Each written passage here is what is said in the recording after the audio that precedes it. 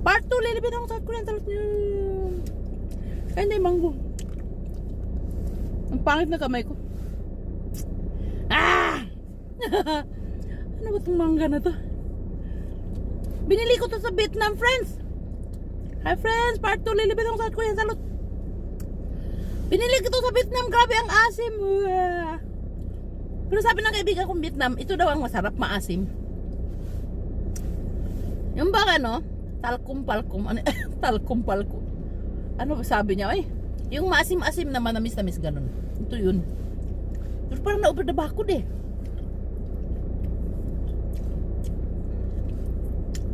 Oh. Oh. No more show. Very sour. Ani? Sour ba tawag dun? Maasim! Tingnan mo.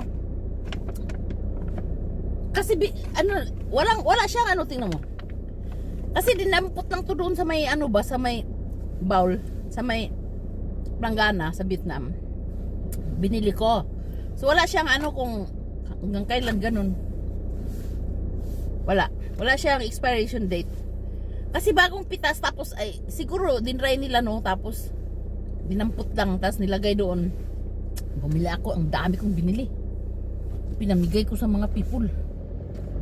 Kasi meron kaming ano ba, meron kaming style doon sa work namin na pag may umuwi pag may nagbakasyon sa ibang bansa, may pasalubong talaga. Eh, siyempre gumanti ka. Ang asim talaga po siya. Namusyo. Mango.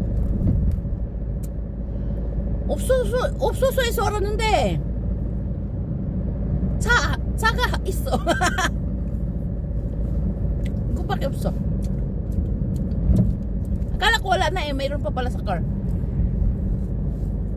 Bumili ako ng cookcam. Hey! Nadaan ako ng ano, friends, yung stoplight na may ano ba. And then, friends! Hello, friends! Lilipid ako sa kuya. Salud! Ang asim, friends! Uy! I'm driving! 나 지금 운전하고 있어. 집에 가야지. 밥 해야지. 아들 밥 먹여야지. 할머니 밥 먹여야지. 아빠 밥 먹여야지. 미미미! No! 미미! No! Yellow pa, yellow. Alam niya, di ako hihintuin. Friends, mag-driving lang ako ha. Diyan lang kayo ha. Gusto ko lang sabihin sa inyo na maganda na ang panahon sa Korea. Parang it seems like winter pa siya, pero parang hey! Friends, may kalaban. Bilisan natin ha. Kailan, friends, mamaya na tayo lumipad ka na! Inabertikan tayo, friends. Nagdaldal ka kasi, Lily. Friends, tika lang, friends ha. Mag-driving lang tayo ha. This is my place. I live here for more than 20 years. And yeah, we're driving kasi dati, friends, nagbabas lang ako. Yung maliliit pa mga anak ko. Which is good naman kasi siyempre pag maliit pa yung mga bata, maasim talaga yun. Di mo alam kung anong ginagawa nila doon sa likod. Baka habang nagdadrive ka baka buksan nila yung likod. Yung ganun ba? Diba so scary naman? Kaya mas maganda na rin yung malalaki na yung mga anak mo kung saka ka bumili ng car ba. Dati kasi, friends, yung trabaho ko, sumasakay lang ako ng school bus araw-araw. So no need car. If you want a big salary you buy a car so that you can work, no? You can have money. I like money.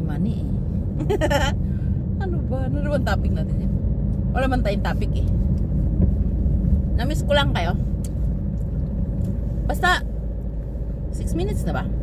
Magbabay na ako ah! Hindi na pa! Hindi na naman post sa kabilang site ko ay hindi ko mapindot friends. Maraming kasalubong. Ano sabi ko? Yung mga nandyan sa sa ibang site na pinuforwardan ko nito, yung mga hindi pa nakakilala sa akin, pumunta kayo sa Facebook ko ha. Invite ko kayo sa Facebook ko. Manood kayo ng video. Kung kayo ugayin mo itlog ng asawa mo para di kayo mag-away. Yun yung mga title. About how to build an ideal family. Ganon. Ganon lang naman. How to overcome problems with your family, husband and wife. Ganon. Marami tayong topic dyan. Life in South Korea. Ganon. Advice lang naman yung sa akin. Gustong gusto nila yun.